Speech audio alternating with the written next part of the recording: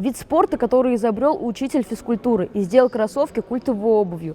Догадались, о чем я? Правильно, баскетбол. Здесь проходят соревнования среди школьных команд Уфимского района.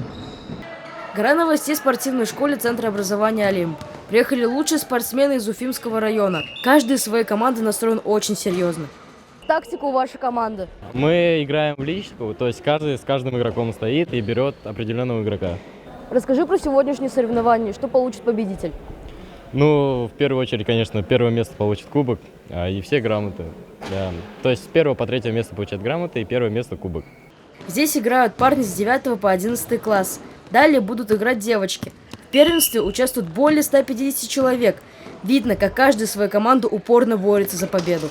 Ярослав, почему из всех видов спорта ты выбрал именно баскетбол? Он мне ближе к душе, потому что в детстве я посмотрел игру про баскетбол и сразу влюбился в него. Мне очень нравится бросать, водиться и просто уже в сердце этот вид спорта. Как вы общаетесь во время игры, чтобы передавать хорошие пасы? У нас с сокомандниками очень хорошая химия, и при этом можно говорить или показывать с помощью мимики.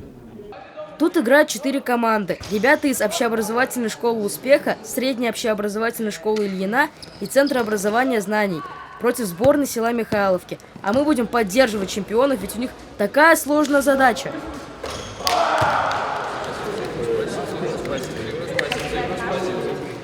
Баскетбол – это суровый вид спорта для настоящих парней. Игра, которая оказала огромное влияние на развитие мировой культуры. Думаю, победа или проигрыш также определит дальнейшую судьбу команды. Тимур Шакирханов, Вахид Халимов. Специально для «Горы новостей».